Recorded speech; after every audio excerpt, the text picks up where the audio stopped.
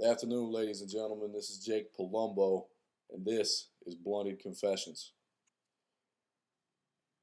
Okay, so rewind back to 2006. I'm going to say April or May sometime.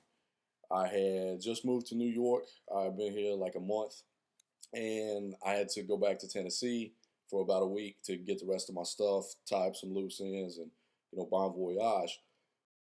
So around the time I was going back, I got a phone call from a local promoter that used to book me a lot, and said that he had a show coming up with a big indie rap superstar. I'm not gonna name names or anything to try and blow up anybody's spot, but if you follow indie rap, you've heard of him. So anyway, he asked if I would like to open the show. I said, sure, absolutely. So, the night of the show comes around, and I always try and be very professional and showed up for sound check on time and got in, got out. Everything was rolling well.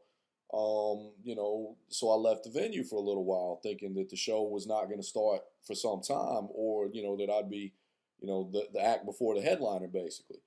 So we went back to Arnold's house, and I can't remember who was there that night. I think Lutz and Buck Business and whoever was there. And we're sitting there, Chief and Duchess, in Arnold's living room when the venue calls me and is like, Jake Palumbo, where are you at? You're supposed to be on. And, we're busting my balls for, being late.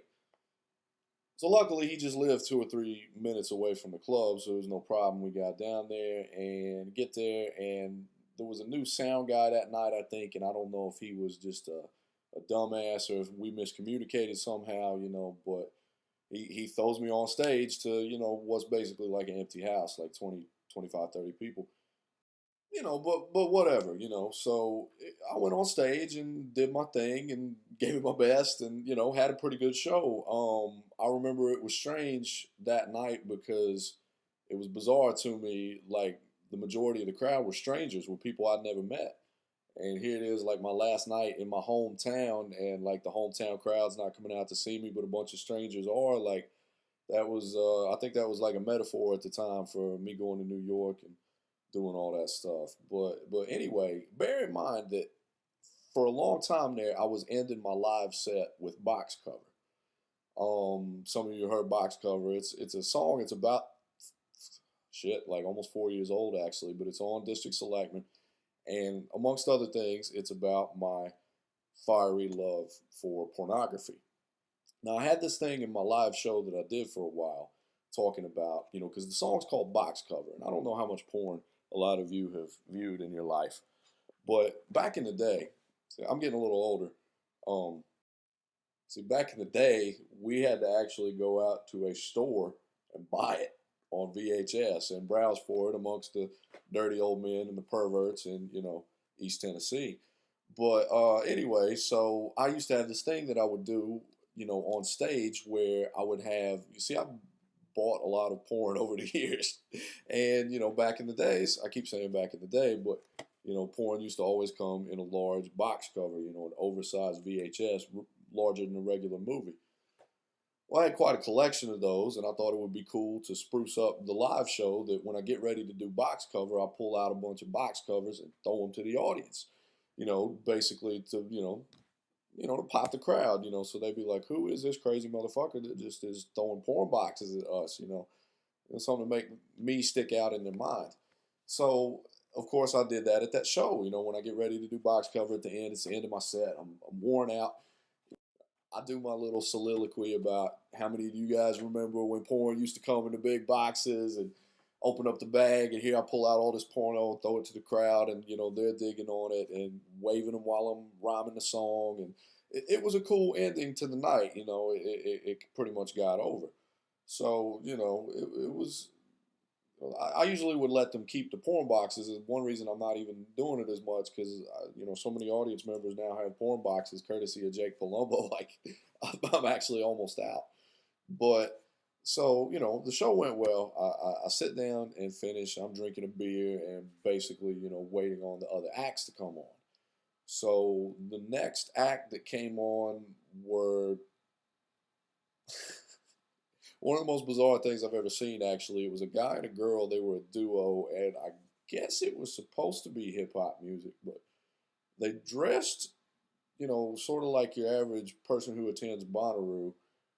They had dreads. They came on stage eating sandwiches, and in the middle of the song, started doing these interpretive dances that basically resulted like we were all sitting there thinking that they were actually going to start having sex with each other on stage, and it creeped most of the audience out. Like a lot of people came in, and then a lot of people left.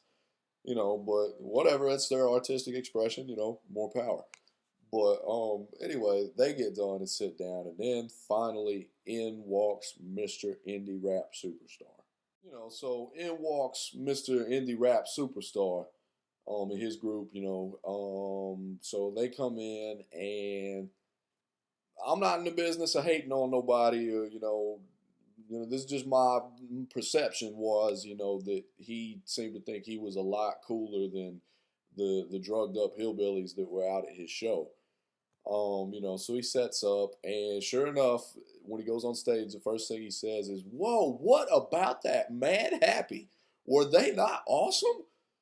Referencing the guy and the girl, that had went on after me, because he had walked in, just in time to catch the last of their set. So I was like, all right, but anyway, so he's going on and doing his set, and his set was tight. Like, I mean, there's a reason he's large. Big ups to him. So he's most of the way through his set, and working the crowd. I mean, he's a charismatic dude, and all of a sudden, he's got a song coming up about sex, and he says to the crowd, "You know what I was just thinking about today? Do you guys remember back in the day when like porno used to come in oversized boxes? You remember those big boxes that porn used to come into? You remember that?" And at that moment, the entire venue, every person in the club, the bar staff, everyone that was up in that building that night, roughly about 100 people, all turned and looked at me.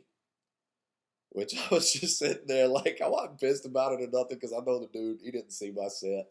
He's never heard of me. He doesn't know who the fuck I am. Like, I know the dude didn't bite my shit. But I was just like, I don't have a big record deal. I don't have 150,000, little suburban kids sucking my dick on the internet. And, all I've got is my act, my little Bad News Bears act. And I work hard at it, and I try to keep it original. And, like, it's just my luck. Like, I would be having such a fucking bad night, and one thing on top of another, and then all of a sudden Mr. Indie Rap Superstar would have to go and steal my little bit about the porno act. Like, fuck, can I not get a break, people? I mean, it was an interesting conclusion to an interesting night involving a rapper who you've definitely heard of, and he took my bit about the porn boxes. So. It's nothing personal. Like I said, I know you didn't do it on purpose, but you did kind of shit on the rest of my evening. Anyway, my name is Jake Palumbo, and this is another blunted confession.